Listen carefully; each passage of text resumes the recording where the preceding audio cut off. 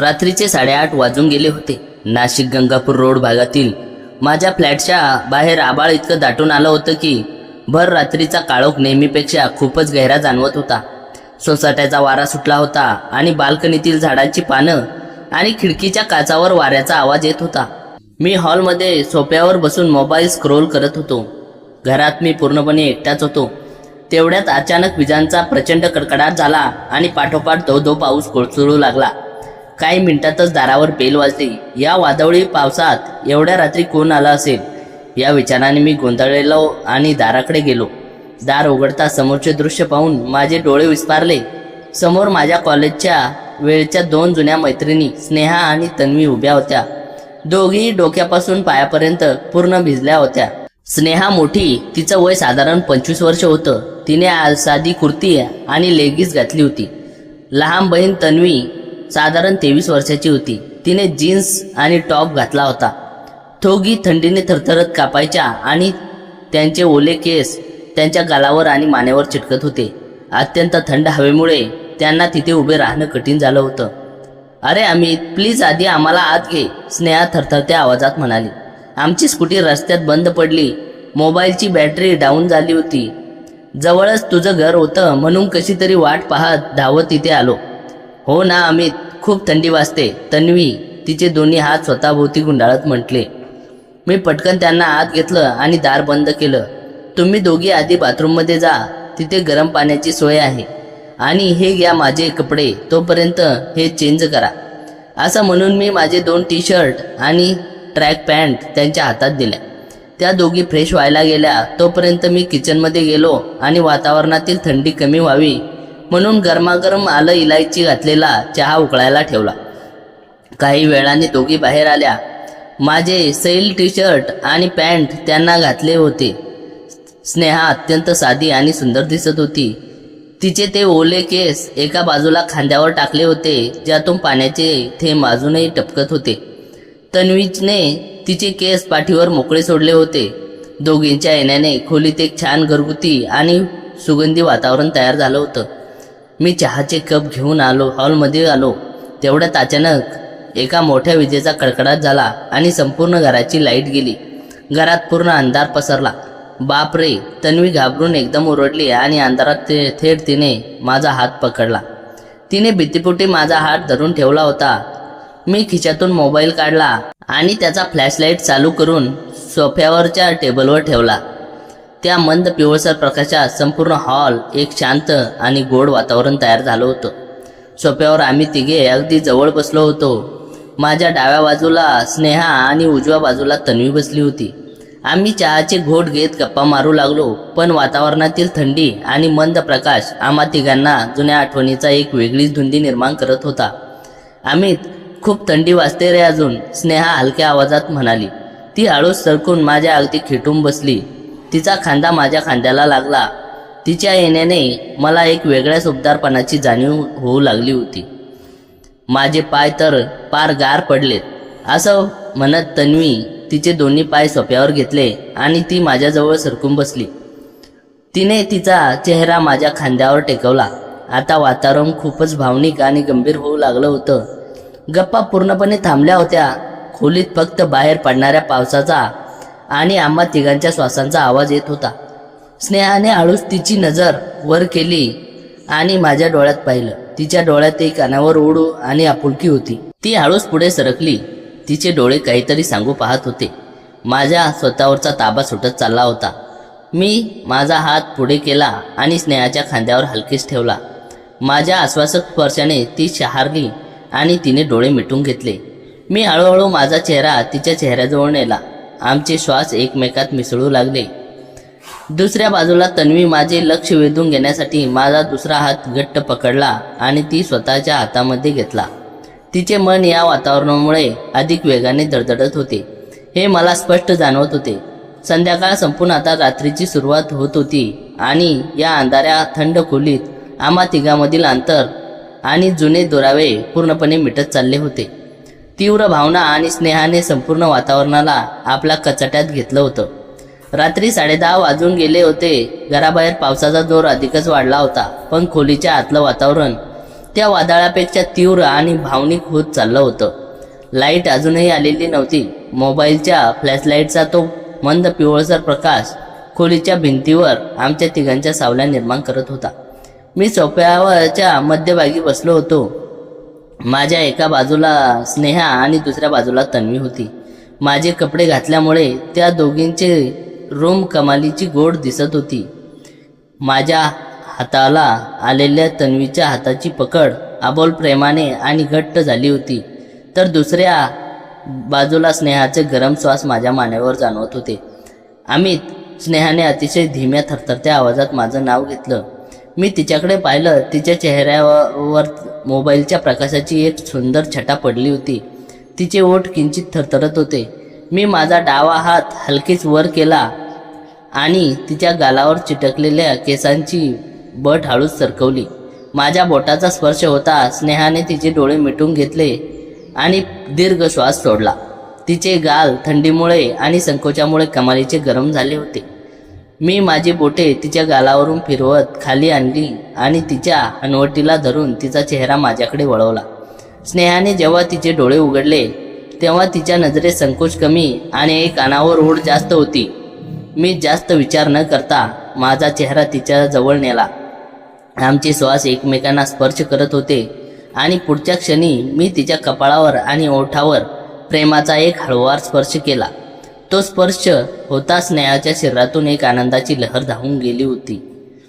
तिने तात्काळ तिचे दोन्ही हात माझ्या गळ्याभोवती गुंडाळले आणि मला स्वतःकडे ओढले. आमचे ते पहिले जवळ येणे अत्यंत तीव्र आणि भावनिक होते. स्नेहा केवळ शांतपणे प्रतिसाद देत होती, तर मी अत्यंत मनापासून या प्रेमाचा आस्वाद घेत होतो. तिच्या मनातील भावनांचा तो उष्ण श्वास माझ्या मनाला आणखीनच धुंद करत होता. आम्ही दोघे एकमेकांमध्ये पूर्णपणे हरवून गेलो होतो. तेवढ्यात माझ्या उजव्या बाजूला असलेल्या तन्वीने एक लहानसा सुस्कारा सोडला. ती हे सर्व अगदी जवळून पाहत होती. तिचे डोळेही प्रेमाने भरून आले होते. अमित, मला विसरलास का? तन्वीने अत्यंत लाडीक आवाजात म्हटले. तिच्या त्या आवाजाने माझ्या अंगावर काटा आला. मी स्नेहापासून स्वतःला किंचित बाजूला केले. स्नेहानेचे गाल आता लाजेने लाल भडक झाले होते आणि ती हळूच माझ्या खांद्यावर टेकली. मी आता तन्वीकडे वळलो. तन्वी लहान असली तरी या क्षणी तिच्या भावनेनी ओढ कमालीची वाढली होती. तिने तिचे दोन्ही पाय सोफ्यावर आणखी वर घेतले आणि थेट माझ्या कुशीत सरकली. माझा टी शर्ट तिच्या अंगावर सैल असल्यामुळे ती जेव्हा माझ्याजवळ आली तेव्हा तिची निरागसता माझ्या मनाला स्पर्श करून गेली. तन्वीने तिचा एक हात माझ्या केसात फिरवला आणि दुसरा हात माझ्या पाठीवर ठेवून मला स्वतःकडे खेचले. तिने थेट माझ्या मिठीचा ताबा घेतला. तन्वीची जवळीक स्नेहापेक्षा वेगळी होती. त्यात एक वेगळी चपळता आणि उतावळेपणा होता. तिचे वागणे माझ्या मनाचा वेध घेत होते. तिच्या शरीराच्या प्रत्येक आश्वासक स्पर्श मला वेळ लावत होता. एकाच वेळी दोन जुन्या मैत्रिणींच्या तीव्र प्रेमात आणि स्पर्शात माझा ताबा पूर्णपणे गमावून बसलो होतो. माझा हात नकळत तन्वीच्या कमरेवर गेला. तिला प्रेमाने जवळ घेताच ती माझ्या मिठीत आणखीनच सामावून गेली. सोफ्यावरील ही पहिली जवळीक आता फक्त एका साध्या सुद्धा संवादापुरती मर्यादित राहिली नव्हती. दोघींच्या मनाचे उष्णता आणि त्यांच्या श्वासांचा वेग सांगत होता की आजची रात्र पुढे जाणार आहे. खोलीत जाऊयात का? इथे खूप मोकळं वाटतंय. स्नेहाने माझ्या पाठीवरून हात फिरवत माझ्या कानाजवळ येऊन पुटपुटले. तिचा तो गरम श्वास माझ्या कानाला भिडताच माझ्या मनातील भावना अग्नीसारख्या भडकल्या. मी तन्वीला हळूच उठवले आणि दोघींचे हात माझ्या हातात घेतले. अंधारातच आम्ही तिघे हळूच बेडरूमच्या दिशेने पावले टाकू लागलो. बाहेर विजांचा कडकडाट चालू होता, पण आमच्या मनातील वादळ आता अधिकच तीव्र झाले होते. रात्रीचे 12:30 वाजून गेले होते. आम्ही तिघेही हॉलमधून बेडरूममध्ये आलो. बेडरूममध्ये खिडकीतून बाहेर विजांचा पांढरा प्रकाश मधून मधून संपूर्ण खोली चमकून जात होती. बेडवर एक मऊ गादी पसरली होती. वातावरण इतकं शांत होतं की बाहेर पडणाऱ्या पावसाच्या प्रत्येक थेंबाचा आवाज आणि आमच्या तिघांच्या श्वासांचा वेग स्पष्ट ऐकू येत होता. मी बेडच्या मध्यभागी जाऊन बसलो. माझ्या डाव्या बाजूला स्नेहा आणि उजव्या बाजूला तन्वी येऊन बसली. हॉलमधील त्या पहिल्या जवळकीनंतर आता आमच्यातील संकोच पूर्णपणे मिटला होता. तिघांच्याही मनात एक वेगळी उष्णता निर्माण झाली होती. अमित, खूप गरमी होते ना? स्नेहाने अत्यंत हळव्या आवाजात विचारलं. तिने तिच्या अंगातील टी शर्ट खांद्यावरून किंचित बाजूला केला होता, ज्यामुळे तिचे सौंदर्य मंद प्रकाशात चमकू लागले. मी मागे सरकून बेडला टेकून बसलो. स्नेहाने कसलाही विचार न करता माझ्याजवळ येत स्वतःला माझ्या स्वाधीन केलं आणि थेट माझ्या मिठीत आली. तिच्या येण्याने मला खूप छान वाटले. तिचे मन माझ्या मनाशी जोडले गेले. तिने तिचे ओले केस मागे झटकल्याने ज्यामुळे पाण्याचे काही थेंब माझ्या चेहऱ्यावर पडले, पण तिच्या मनातील ओढ एखाद्या आगीसारखी दगदगत होती. आज रात्री आपल्याला कोणीही थांबवणार नाही, स्नेहा माझ्या डोळ्यात पाहत म्हणाले. तिने खाली झुकून पुन्हा एकदा माझ्या ओठावर प्रेमाची मोहर उमटवली. हे चुंबन अत्यंत दीर्घ, सखोल आणि तीव्र होते. आमच्या भावना एकमेकांमध्ये गुंतल्या होत्या. मी माझे दोन्ही हात तिच्या कमरेवर ठेवले आणि तिच्या आणखी जवळ ओढले. तिच्या मऊ पाठीला स्पर्श केला. माझ्या स्पर्शाने स्नेहाच्या तोंडातून हलकासा हुंकार निघाला. तेवढ्यात पाठीमागून तन्वीने तिची उपस्थिती दर्शवली. ती माझ्या पाठीमागून सरकली आणि तिने तिचा हात माझ्या पाठीवरून आणि छातीवरून फिरवायला सुरुवात केली. तिच्या लहान आणि मऊ बोटांचा तो स्पर्श मला वेड लावत होता. तन्वीने माझ्या मानेवर आणि पाठीवर तिचे ओठ टेकवायला सुरुवात केली. एका बाजूला स्नेहाचे ओठ आणि दुसऱ्या बाजूला तन्वीचे मऊ स्पर्श. माझी अवस्था अत्यंत धुंद झाली होती. तन्वी, ये ना, स्नेहाचा श्वास रोखत हळू सुचवले. तन्वीने हसून माझ्या बाजूला जागा केली आणि तीही बेडवर पूर्णपणे आडवी झाली. आता मी दोघींच्या मध्ये होतो. स्नेहाने तिच्या मनातील सर्व संकोच बाजूला सारला होता. मंद प्रकाशात तिचे निखळ सौंदर्य पाहून माझे डोळे दिपून गेले. मी पुढे होऊन तिच्या मानेवर आणि चेहऱ्यावर माझे ओठ टेकवले. स्नेहाने आनंदाने तिची मान एका बाजूला झुकवली आणि माझ्या केसांना घट्ट पकडले. दुसऱ्या बाजूला तन्वी स्वतःला माझ्याजवळ आणले. तिने माझा हात पकडून तो तिच्या कमरेवर आणि पोटावर ठेवला. तिची त्वचा अत्यंत मऊ आणि रेशमी होती. मी एका हाताने स्नेहाला जवळ ओढले होते तर दुसऱ्या हाताने तन्वीच्या सुंदर रूपाचा वेध घेत होतो. दोघी मैत्रिणी एकाच वेळी माझ्या मिठीत होत्या आणि त्यांच्या मनातून निघणारा तो प्रेमाचा सुवास संपूर्ण खोलीत भरून राहिला होता. आम्ही थाळू. तन्वी लाजत पुटपुटली जेव्हा माझा हात तिच्या पाठीवर सरकला, पण तिच्या डोळ्यात भाव सांगत होते की तिलाही हा स्पर्श आणखीन हवा होता. रात्रीची धुंद अबोलपणे 7व्या आसमानावर पोचली होती. खोलीतील भावनांचे तापमान एवढे वाढले होते की आम्हा तिघांच्याही शरीरावर घामाचे लहान थेंब जमा झाले होते. बाहेर पाऊस कोसळत होता, पण बेडवर आम्ही तिघे मर्यादेच्या सर्व भिंती ओलांडून एकमेकाच्या मनात आणि तीव्र भावनेत पूर्णपणे विरघळून गेलो होतो. ही रात्र आता आणखीनच गहरी आणि सुंदर होणारी होती. रात्रीचे 2 वाजून गेले होते. संपूर्ण जग शांत झोपलं होतं, पण या बेडरूममधील जागा या वेगळ्याच तीव्र धुंदीने वेढली होती. बाहेर पावसाचा वेग किंचित मंदावला होता, पण खोलीच्या आतील शारीरिक आणि भावनिक वादळाचे आबोलपण त्यांच्या टोकाच्या बिंदूवर पोहोचले होते. मोबाईलची बॅटरी संपल्यामुळे तो मंद पिवळसर प्रकाशात विझत आला होता. आता खोलीत फक्त खिडकीतून येणारा विजांचा पांढरा क्षणिक प्रकाश आणि ढगाच्या गडगडण्याचे संगीत उरले होते. बेडवर संकोचाचे अस्तित्व आता पूर्णपणे संपले होते. आम्ही तिघेही मनाच्या आणि प्रेमाच्या मूळ रूपात एकमेकांना घट्ट बिलगलो होतो. एका बाजूला स्नेहा उबदार शरीर होते, दुसऱ्या बाजूला तन्वीचे रेशीम आणि सुंदर त्वचा होती. आम्ही खूप जास्त वेळ लावायला तू आम्हा दोघींना. स्नेहाने अंधारात माझा चेहरा तिच्या दोन्ही हातात घेतला आणि माझ्या ओठावर तिचे ओठ टेकवले. त्यामुळे चुंबनात केवळ वासना नव्हती, तर त्यात एक तीव्र समर्पण होते. तिच्या भावना माझ्या मनाला खेळत असताना मी माझा हात तिच्या पाठीवरून खाली सरकवत तिच्या कमरेवर स्थिर केला. माझ्या हाताची पकडीने स्नेहाच्या तोंडातून एक तीव्र हुंकार निघाला. ती माझ्या मिठीत आणखीनच दाबली गेली. तिचे मन माझ्या मनावर इतके घट्ट जोडले गेले होते की माझ्या हृदयाचे ठोके एकमेकांना स्पष्ट जाणवत होते. तेवढ्यात तन्वीने माझ्या पाठीमागून मला घेरले. तिने तिचे दोन्ही पाय माझ्या पायामध्ये गुंफले आणि तिचे ओठ माझ्या पाठीवर टेकवले. पाठीवरून खाली उतरणारे तिचे ओठ आणि तिचा उष्ण श्वास माझ्या शरीरात वीज निर्माण करत होते. स्नेहा मला पण अमितच्या अगदी जवळ जायचंय, तन्वीने अत्यंत भावूक आवाजात म्हटले. स्नेहाने हसून स्वतःला किंचित बाजूला केले, पण ती पूर्णपणे लांब गेली नाही. ती माझ्या चेहऱ्याजवळ तशीच राहिली. तन्वी आबोलपणे सरकली आणि माझ्याजवळ आली. तिची गोरी नितळ त्वचा विजांच्या प्रकाशात चमकत होती. ती लहान असली तरी तिची ओढ आणि उतावळेपणा या क्षणी स्नेहापेक्षा जास्त होता. तिने तिचे मन माझ्याशी पूर्णपणे जोडले. त्या दोन मनाच्या थेट मिलनाने खोलीतील भावनिक उष्णता आणखीन वाढली आणि ती वादळी रात्र आमच्या आयुष्यातील एक अविस्मरणीय आठवण बनून राहिली. रात्रीचे 2:30 वाजून गेले होते. बाहेरचा पाऊस आता संत लयबद्ध संगीतासारखा पडत होता, पण बेडरूमच्या आतल्या वातावरणातली ऊब आणि धुंदी वाढतच चालली होती. मोबाईलचा तो मंद प्रकाश आता पूर्णपणे विझला होता. आत खोलीत फक्त खिडकीतून डोकावणारी चांदणीची फिकी प्रभा आणि अधूनमधून चमकणाऱ्या विजेचा क्षणिक पांढरा प्रकाश उरला होता, ज्यामुळे खोलीत आपल्या तिघांच्या सावल्या एक गूढ आणि सुंदर खेळ चालला होता. तन्वी अगदी माझ्या जवळ आली. तिच्या मनातील उतावळेपणा आणि निरागस ओढ तिच्या श्वासातून स्पष्ट जाणवत होती. तिने तिचे दोन्ही मऊ हात गळ्याभोवती गुंडाळले आणि तिचा चेहरा माझ्या अगदी जवळ आला. तिच्या श्वासांचा तो उबदार स्पर्श मानेवर पडत होता.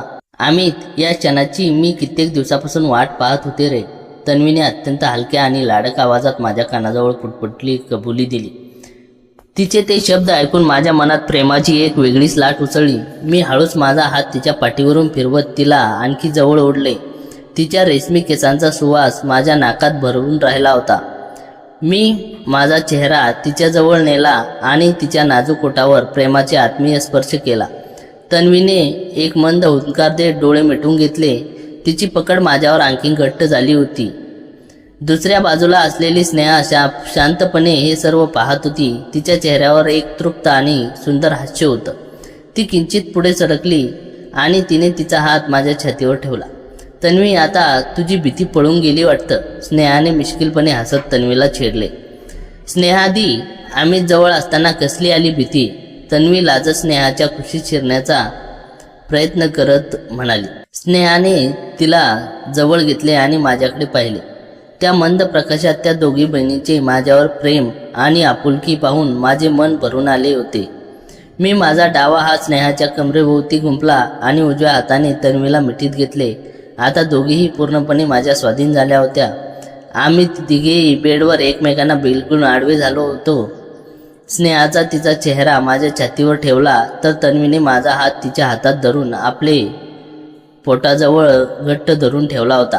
बाहेरच्या थंड वादळी वातावरणात या खोलीत मात्र प्रेमाचा, आत्मीयतेचा आणि जवळीकतेचा एक कमालीचा उबदार प्रवाह वाहत होता. अमित, ही रात्र कधी संपूच नये असं वाटतंय, स्नेहाने माझ्या छातीवर हात फिरवत अत्यंत हळव्या आवाजात म्हटले.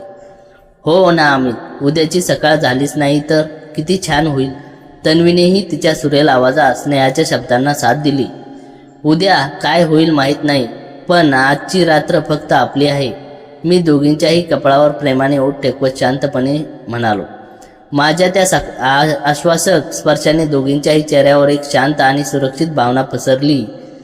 एकमेकांच्या श्वासांचा लय अनुभवत, जुन्या आठवणींना उजाळा देत आणि एकमेकाच्या प्रेमात पूर्णपणे विरघळून जात आम्ही तिघेही तसेच पडून राहिलो. रात्रीचा प्रत्येक क्षण आता अधिक गहिरा, रोमॅन्टिक आणि अविस्मरणीय बनत चालला होता. पावसाच्या असंत थेंबांचा आवाज आणि आमच्या तिघांच्या हृदयाचा मंद ठोके याशिवाय खोलीत दुसरं काहीही नव्हतं. त्या अंधाऱ्या थंड रात्रीने आम्हा तिघांनाही उरले सुरले सर्व दुरावे कायमचे मिटवून टाकले होते. पहाटे 4 वाजायला आले होते. बेडरूममधील ती भावूक आणि रोमॅन्टिक धुंदी अगदी शिखरावर असतानाच अचानक एक भयानक आणि गजब आवाजाने तिघांचेही लक्ष वेधून घेतले. ड्रू गुरु ट्र. अंधारात एक विचित्र मोठा आणि गूढ आवाज थेट किचनच्या दिशेने आला. तो आवाज ऐकून तिघेही एकदम दचकलो. बापरे अमित, तो काय आवाज होता? तन्वी घाबरून थेट माझ्या पाठीमागे लपली. अरे देवा, या वादळात घरात कोण चोरबीर तर नाही शिरला? स्नेहाने टी शर्ट घट्ट धरत डोळे मोठे करून विचारले.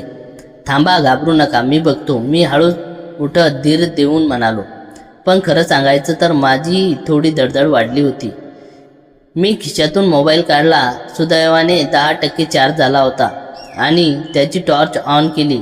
हातात सुरक्षेसाठी सोप्यावरची एक मोठी उशी आणि प्लास्टिकची बॉटल घेतली. माझ्या पाठीमागे स्नेहाने माझी टी शर्ट पकडला होता आणि स्नेहाच्या पाठीमागे तन्वीने तिला घट्ट धरलं होतं. तिघेही ट्रेनच्या डब्यासारखे एकामागे एक रांगा काढत अतिशय हळूवार पावले टाकत किचनच्या दिशेने सरकलो. किचनचा दरवाजा किंचित उघडा होता. टॉर्चचा पिवळा प्रकाश आम्ही आत टाकला. तिथे ओट्यावर एक मोठी काळी सावली हलत होती. आम्ही तिथे काहीतरी आहे, तन्वीने दबक्या आवाजात किंचाळत स्नेहाच्या पाठीत तोंड लपवलं.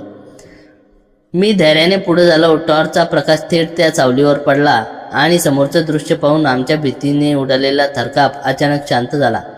किचनच्या ओट्यावर शेजारी जाडजूड काळी मांजर अगदी आरामात बसली होती.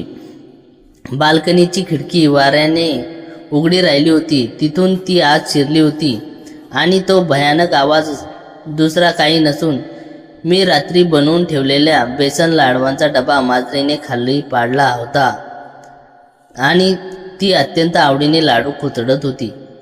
मांजर आमच्याकडे बघून एकदम शांतपणे म्हणाली, म्याव. जणू काही ती म्हणत होती, तुम्ही तुमचं काम करा, मी माझं करते. ते दृश्य पाहून स्नेहाने कपाळावर हात मारला. हद्द झाली राव. आम्ही काय काय विचार करत होतो आणि ही महाशय इथे लाडू मारते. तन्वीचे डोळे उघडले आणि तिने रागाने मांजरीकडे पाहिलं. अरे देवा, माझी तर भीतीपोटी छातीच बाहेर यायची बाकी होती आणि आम्ही तुझा हा हातात उशी आणि बॅट घेऊन केलेले सिक्युरिटी गार्डचा अवतार बघ ना आधी. तन्वीच्या त्या वाक्यावर स्नेहाचा हसून बांध फुटला. स्नेहा मोठ्या मोठ्याने हसायला लागली. तिला बघून तन्वीही हसू लागली आणि काही क्षणातच संपूर्ण घरात तिघांच्या खदरणाऱ्या हसण्याचा आवाज घुमू लागला. काही वेळापूर्वी असणारा तो गंभीर, भावूक आणि धुंद माहोल पार गायब झाला होता आणि त्याची जागा एका भन्नाट विनोदाने घेतली होती. चल हट, पळ इथून. मी मांजरीला हळू सुस्कावून लावले आणि खिडकी बंद केली. आम्ही तुझे लाडू तर गेले कामातून, स्नेहा हसत हसत म्हणाली. लाडू गेले तरी चालतील, पण तुमच्या भीतीचे चेहरे बघण्यासारखे होते, मी चिडवत म्हणालो. हो का? आणि तुझा तो बॅट धरलेला हात कसा थरथरत होता ते आम्ही नाही पाहिलं वाटतं. तन्वीने जीभ दाखवून मला चिडवलं. आम्ही तिघेही हसत खिदळत पुन्हा हॉलमध्ये आलो. आता लाईट अचानक परत आली होती आणि संपूर्ण हॉल उजळून निघाला. तोपर्यंत पावसाचा जोरही पूर्णपणे ओसरला होता. त्या गंभीर रात्रीचा शेवट असा अचानक आणि मांजरीने आणि लपंडावाच्या डब्याने इतका मजेशीर केला होता की आम्ही तिघेही सोप्यावर लोळून लोळून हसत होतो. त्या वादळी रात्रीने आम्हा तिघांना फक्त जवळच आणलं नव्हतं, तर एक न विसरता येणारा भन्नाट आणि मजेशीर किस्साही देऊन गेला होते. हसण्याचा तो कल्लोळ शांत झाल्यावर हॉलमध्ये एक सुखद आणि अत्यंत तृप्त शांतता पसरली. छतावरचा पंखा हळूच फिरू लागला होता आणि ट्यूबलाईटही स्वच्छ प्रकाशात खोलीत प्रत्येक कोपरा उजळून निघाला होता. घड्याळात पहाटेचे 5 वाजायला आले होते. बाहेरचा धुवाधार पाऊस आता थांबला होता आणि खिडकीतून येणारी मंद झुळूक वातावरणात एक वेगळाच ताजेपणा घेऊन येत होती. अरे देवा, हसून हसून माझ्या पोटात दुखायला लागलं. तन्वी सोफ्यावरून टेकून बसत हसत म्हणाली. स्नेहाने हळूच तिच्या डोळ्यात आलेले हसूचे पाणी पुसले आणि ती माझ्याकडे वळली. तिचा तो मजेशीर चेहरा आता हळूहळू शांत आणि गंभीर झाला. तिच्या नजरेत एक वेगळीच कृतज्ञता आणि आत्मीयता उमटली. अमित, स्नेहाचा आवाज एकदम मंद आणि मऊ झाला. आज खरंच खूप दिवसांनी मी इतकं मोकळेपणाने हसले रे. कॉलेज सुटल्यापासून ITतली ती शिफ्ट नोकरी, रोजचा धावपळीचा दिनक्रम आणि घरच्या जबाबदाऱ्या, यात मी हसणंही विसरून गेले होते. आयुष्यात इतका मोकळा श्वास कधी घेतला होता हे आठवतही नाही. तिचे ते शब्द थेट माझ्या हृदयाला भिडले. तन्वीचाही मिश्किलपणा आता ओसरला होता. ती स्नेहाच्या अगदी जवळ सरकली आणि तिने तिच्या खांद्यावर डोके ठेवले. हो अमित, तन्वी हलक्या आवाजात म्हणाली. बाबा गेल्यानंतर स्नेहादीने स्वतःच्या सर्व आवडीनिवडी, स्वतःचं जगणं बाजूला ठेवलं. मला सांभाळणं, माझं शिक्षण, घराचा खर्च, या सगळ्यात तिचा स्वतःला विसरूनच गेली होती.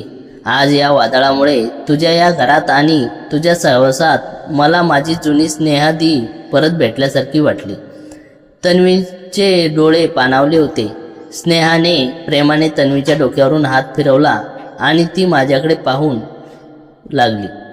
तिच्या त्या नजरेत कित्येक वर्षाचा एकाकीपणा, सोसलेल्या वेदना आणि आज सापडलेला एक भक्कम आधार स्पष्ट दिसत होता. मी हळूच पुढे झालो आणि दोघींचे हात माझ्या हातात घेतले. तुम्ही दोघी माझ्यासाठी फक्त जुन्या मैत्रिणी नाही आहात, मी अत्यंत आत्मीयतेने म्हणालो. माझ्या या शांत आणि एकट्या आयुष्यात आज तुम्ही दोघी वादळाच्या रूपाने आल्या आणि माझं घर, माझं मन पुन्हा एकदा जिवंत करून गेल्या. आयुष्याच्या या धावपळीत जुने धागे तुटतात असं वाटतं, पण आज मला समजलं की मनापासून जोडलेली नाती कधीच संपत नाही. माझे हे बोलणे ऐकून स्नेहाच्या डोळ्यातून आनंदाश्रू घसरले. तिने कसलाही संकोच न ठेवता पुढे होऊन मला घट्ट मिठी मारली. तिच्या त्या मिठीत कोणताही उतावळेपणा नव्हता, तर होता फक्त अथांग विश्वास आणि भावनाचा प्रचंड साठलेला बंध. तन्वीनेही त्या मिठीत स्वतःला सामावून घेतलं. अमित, तू आज आम्हाला फक्त या पावसाचा आसरा दिला नाहीस, तर आमच्या थकलेल्या मनांचा एक विसावा दिलायस. स्नेहा माझ्या छातीवर तोंड लपवत उसासत म्हणाली. आणि अमित, तन्वीने तिचा ओला चेहरा वर करत म्हटलं, इथून पुढे काहीही झालं तरी आपण हे जुने दुरावे पुन्हा कधी येऊ द्यायचे नाही. वचन दे आम्हाला. वचन. मी त्या दोघींच्या हातावर घट्ट हात ठेवत अत्यंत हळुवारपणे म्हणालो. हळूहळू बाल्कनीतून तांबडं फुटल्याची चाहूल लागली. रात्रीचा तो अंधार, ते वादळ आणि विजांचा कडकडाट आता पूर्णपणे शांत झाला होता. बाहेर पक्ष्यांचे मंजूळ चिवचिवाट सुरू झाला होता आणि ताजी स्वच्छ हवा घरात येत होती. रात्रीच्या त्या वादळी पावसाने त्यांच्या आयुष्यातील सर्व थकवा आणि जुने दुरावे वाहून नेले होते आणि त्या पहाटेच्या पहिल्या किरणासोबत आमच्या तिघांच्या नात्याची एक नवीन, निखळ आणि अत्यंत हृदयस्पर्शी सुरुवात झाली होती. त्या पहाटे पहिल्या किरणासोबत आमच्या नात्याची जी नवी सुरुवात झाली होती, तिने पुढील काही महिन्यात एक अत्यंत सुंदर आणि अनपेक्षित वळणावर आम्हाला आणून ठेवले. त्या रात्री आमचे एकत्र येणे, भेटणे आणि एकमेकांना समजून घेणे अधिक वाढले. स्नेहाच्या शांत आणि समाजस्य स्वभावाने माझ्या आयुष्यात एक शिस्त आणि स्थैर्य दिले होते, तर तन्वीच्या उत्साही आणि प्रेमळ वागल्याने माझ्या घराला कायम जिवंत ठेवले होते. त्या वादळी रात्री निर्माण झालेल्या प्रेमाचा आणि विश्वासाचा बंध एवढा घट्ट झाला होता की आम्ही तिघेही एकमेकाशिवाय अपूर्ण आहोत याची जाणीव आम्हा तिघांनाही झाली. जेव्हा लग्नाचा विषय निघाला तेव्हा समाजाच्या चौकटी आणि पारंपरिक प्रथांचा प्रश्न समोर आला. पण स्नेहा आणि तन्वीच्या आईने, ज्यांच्या बाबांनंतर त्या दोघींचा एकटीने सांभाळले होते, माझा स्नेहा आणि तन्वीवरील निस्सीम आदर, प्रेम आणि आमची एकमेकांमधील समज पाहिली. त्या म्हणाल्या, माझ्या मुलींचे आयुष्यभर रक्षण करणारा, त्यांना समजून घेणारा आणि एकमेकीपासून त्यांना कधीही वेगळं न करणारा अमितसारखा माणूस मला मिळाला. यातच माझे सर्व सुख आहे. अखेर सर्व कुटुंब संमतीने आणि कायदेशीर व सामाजिक सुवर्णमध्य काढून एक अत्यंत साध्या आणि मांगल्याने भरलेल्या समारंभात आम्ही तिघांनी एकमेकांचा जीवनसाथी म्हणून स्वीकार केला. तो दिवस आमच्या आयुष्यातील सर्वात आनंदाचा आणि भावुक क्षण होता. लग्नानंतरचा आमचा संसार म्हणजे 3 वेगवेगळ्या नद्यांचा एकत्र झालेला एक शांत आणि समृद्ध संगम होता. नाशिकच्या त्या गंगापूर रोडच्या घराने आता एक परिपूर्ण आणि आनंदी कुटुंबाचे रूप घेतले होते. सकाळची सुरुवात मुळात कमालीची उत्साहवर्धक असायची. स्नेहा, जी आता एका IT कंपनी सिनियर पदावर कार्यरत होती, तिची शिस्त आणि कामाचे व्यवस्थापन घरातही दिसायचे. ती सकाळी लवकर उठून सर्वांसाठी गरमागरम चहा आणि नाश्ता तयार करायची. तन्वी, जिचे इंजिनियर डिझायनिंगचे शिक्षण पूर्ण झाले होते, ती घरात तिचे नवनवीन डिझाईन बनवत आणि माझ्यासोबत सकाळच्या चहाच्या कपावर गप्पा मारत असायची. अमित, आज स्नेहादीने बनवलेल्या पोह्याचा प्रकार जरा वेगळाच आहे, चाखून तर बघ. तन्वीने माझ्या प्लेटमध्ये पोहे भरवत मिश्किलपणे हसण्यानं म्हणायची. तन्वी, त्याला खाऊ तर दे आधी. स्नेहा किचनमधून बाहेर येत हसत म्हणायची. सकाळच्या या छोट्या छोट्या संवादामध्ये जो गोडवा होता तो आमचा दिवसभर थकवा दूर करण्यासाठी पुरेसा असायचा. मी माझ्या डिजिटल मीडियाच्या आणि क्रिएशनच्या कामात व्यस्त असायचो, पण संध्याकाळी आम्ही तिघेही एकत्र येण्यासाठी आतुर असायचो. संसारात जसा प्रेमळपणा होता तसाच परस्परांप्रती असलेला आदर आणि सहकार्यही अथांग होतं. स्नेहा कामावरून घरी आल्यावर तन्वी तिची काळजी घ्यायची, तिचे पाय दाबून देणे किंवा तिला आवडणारा कॉफीचा कप हातावर ठेवणे. तर दुसरीकडे तन्वीच्या नवीन प्रोजेक्टसाठी स्नेहा तिला नेहमी मार्गदर्शन करायची. मी त्या दोघींच्या मधला मुख्य दुवा होतो, पण अनेकदा त्या दोघी एकत्र येऊन मला चिडवायच्या आणि घरातील सर्व निर्णय मिळून घ्यायच्या. शनिवार आणि रविवार हे आमचे हक्काचे दिवस असायचे. कधी आम्ही त्र्यंबकेश्वरच्या निसर्गरम्य परिसरात लॉंग ड्राईव्हला जायचो, तर कधी शांत संध्याकाळी गोदावरीच्या काठावर बसून गप्पा मारायचो. त्या पावसात बंद पडलेल्या स्कूटीच्या आठवणीपासून सुरू झालेला आमचा हा प्रवास आता एक अतिशय परिपक्व आणि समृद्ध वळणावर आला होता. काही वर्षानंतर आमच्या या आनंदी संसारात आणखी एक मोठा आनंद झाला. स्नेहा आणि तन्वी दोघींनाही काही महिन्याच्या अंतराने आमच्या कुटुंबात 2 लहान जीवांचे आगमन झाले. एका गोंडस मुलीचा आणि एक लहानग्या मुलाचा घरात आलेला आवाज, त्यांचे ते लहान लहान पावले आणि त्यांचे बोबडे बोल यांनी आमच्या घराचे रूपांतर एका नंदनवनात केले. आता रात्रीच्या वेळी जेव्हा बाहेर पुन्हा कधी पाऊस कोसळायचा तेव्हा आम्ही हॉलमध्ये एकत्र बसून तो जुना प्रसंग आठवायचो. खिडकीवर आपटणारे पावसाचे थेंब, ती गेलेली लाईट, माजरीने पाडलेला लाडवाचा डबा आणि त्या अंधारात एकमेकांना दिलेली प्रेमाची वचन, या सर्व आठवणी आज आमच्या चेहऱ्यावर एक तृप्त हास्य आणायच्या. एका बाजूला स्नेहाचा समंजसपणा, दुसऱ्या बाजूला तन्वीचा उखळलेला आनंद आणि आमच्या मुलांचा तो मंजूळ किलबिलाट, या सर्वांनी मिळून माझ्या आयुष्यात इतके परिपूर्ण केले होते की त्या वादळी रात्री सुरू झालेला हा प्रवास आज एका अत्यंत प्रेमाच्या, समाधानाच्या आणि आनंदाच्या संसारात कायमचा विलीन झाला होता. काही वर्ष आमचा हा आनंदायी संसार एका अशा वळणावर येऊन पोचला जिथे भूतकाळातील एक गूढ रहस्याने आमच्या आयुष्यात पुन्हा एकदा वादळ निर्माण केले. तो पावसाळ्याचाच दिवस होता. नाशिकमध्ये सकाळपासून धुवाधार पाऊस पडत होता. स्नेहा तिच्या ऑफिसच्या कामात व्यस्त होती आणि तन्वी मुलासोबत बेडरूममध्ये खेळत होती. मी हॉलमध्ये बसून माझे जुने लॅपटॉप आणि काही महत्त्वाची कागदपत्रे साफ करत होतो. कपाटाच्या अगदी वरच्या कोपऱ्यात अडकलेली एक जुनी धुळीने माखलेली डायरी माझ्या हातात लागली. ही तीच डायरी होती जी स्नेहा आणि तन्वी ज्या रात्री माझ्या घरी पहिल्यांदा आल्या होत्या त्या रात्री त्यांच्या बॅगेतून घसरून सोफ्यामागे पडली होती आणि मी नंतर ती कपाटात ठेवून पूर्णपणे विसरून गेलो होतो. कुतूहलाने मी ती डायरी उघडली. सुरुवातीची काही पाने साधी होती, पण मधली पाने वाचताच माझ्या पायाखालची जमीन सरकली. डायरी स्नेहाच्या हाताने जे लिखाण होते, पण त्यातील शब्द एखाद्या भयानक कटाची साक्ष देत होते. आम्ही ठरवल्याप्रमाणे आजच्या वादळी रात्री अमितच्या घरी पोहोचत आहोत. त्याला वाटेल की हे केवळ योगायोगाने घडलेली घटना आहे. आमची स्कूटी बंद पडणे, मोबाईल रिचार्ज होणे हे सर्व एका मोठ्या प्लॅनचा भाग आहे. अमितच्या नकळत त्या डिजिटल मीडिया कंपनीच्या खात्यातील गुप्त कोड्स आणि त्यांच्यावर नावावर असलेले प्रॉपर्टीचे पेपर्स आम्हाला मिळवायचे आहेत.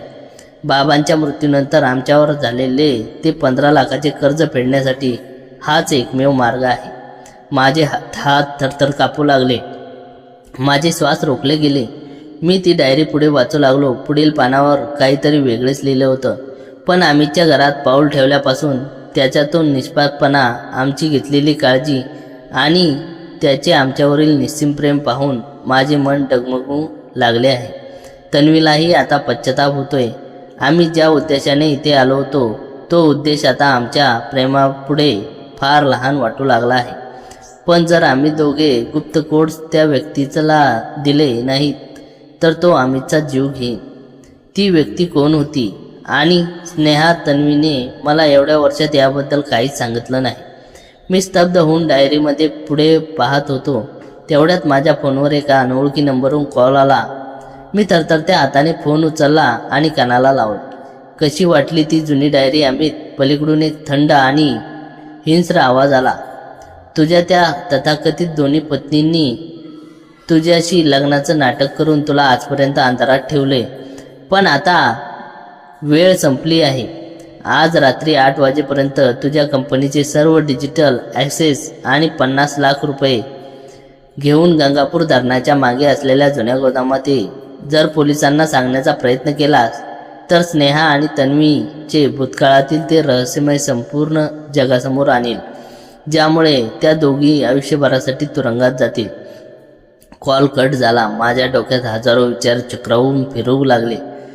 ज्या दोघीवर मी स्वतःपेक्षा जास्त विश्वास ठेवला होता, ज्यांच्यासोबत मी संसाराची स्वप्न सातत्याने उतरवले, ज्या दोघींचे माझ्या आयुष्यात येणे खरोखरच एका प्लॅन होता की खरोखरच कोणत्याही मोठ्या धोक्यात अडकल्या होत्या आणि मला वाचवण्यासाठी आजपर्यंत हे गुपित पोटात धरून बसल्या होत्या. मी हळूच मान वर करून पाहिले. स्नेहा किचनमधून माझ्यासाठी चहा घेऊन येत होती आणि तिच्या चेहऱ्यावर नेहमीसारखे प्रेमळ हास्य होते, पण मला आता तिच्या हास्यामागे एक गहिरं भयानक रहस्य लपलेलं दिसत होतं. काय झालं अमित? इतक्या विचारात का पडला? स्नेहाने चहाचा कप टेबलवर ठेवला. मी ती डायरी हळूच सोफ्याच्या उशीमागे लपवली आणि तिच्या डोळ्यात पाहिले. तिच्या डोळ्यात प्रेम तर होतेच, पण त्या प्रेमाच्या मागे एक जुनी अस्पष्ट भीती अजून जिवंत होती. आता मला शोधून काढायचं होतं त्या रात्री नक्की काय घडले होते आणि तो अनोळखी फोन करणारा व्यक्ती कोण होता, ज्याने आमच्या आनंदी संसाराला एक भयानक धोक्याच्या घंटेच्या उंबरठ्यावर आणून उभे केले होते. माझ्या डोक्यात विचारांचं चक्र इतक्या वेगाने फिरत होतं की स्नेहाने दिलेला चहाचा कप हातात धरताना माझे किंचित हात थरथरले. मी स्वतःला सांभाळलं आणि नेहमीसारखा चेहरा करत चहाचा एक घोट घेतला. काही नाही ग, जरा कामाचं टेन्शन होतं. मी कसाबसा बनाव केला. स्नेहाने माझ्याकडे बारीक नजर टाकली, पण ती काही बोलली नाही. ती किचनमध्ये परतताच मी उशीमागची ती डायरी उचलली आणि तडक माझ्या स्टडी रूममध्ये गेलो. दार आतून बंद करून मी डायरीची पुढची पाने चाळू लागलो. शेवटी एका पानावर माणसाचं नाव आणि एक पत्ता लिहिला होता. विक्रम साळुंके, शिवनेरी कॉलनी, नाशिक. विक्रम साळुंके हे नाव वाचताच माझ्या डोक्यात लखलख वीज चमकली. विक्रम हा स्नेहा आणि तन्वीच्या बाबांचा जुना बिझनेस पार्टनर होता.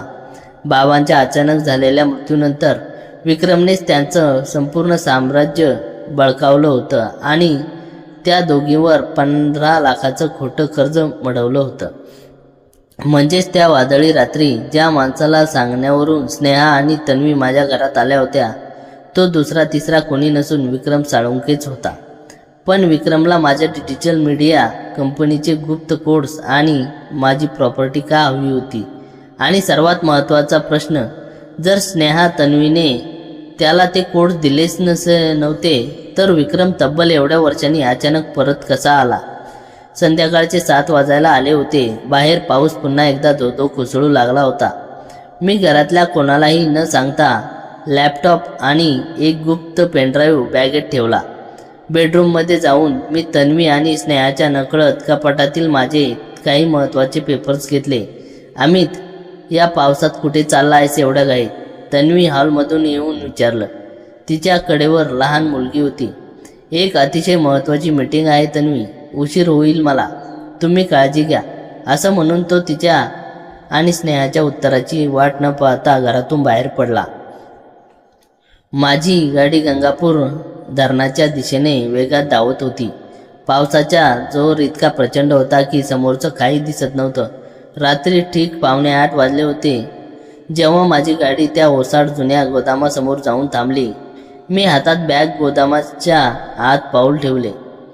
आत अंधार आणि ओलसर वास पसरलेला होता. अचानक मागून दार बंद झाल्याचा आवाज झाला. अखेर आलास तर अमित. अंधारातून एक आकृती बाहेर आली. तो विक्रम साळुंके होता. त्याच्या हातात बंदूक होती आणि त्याच्या मागे 2 गुंड उभे होते. विक्रम, तुला काय हवंय? स्नेहा आणि तन्वीला सगळ्यातून बाहेर ठेव, मी ताठ मानेने म्हणालो.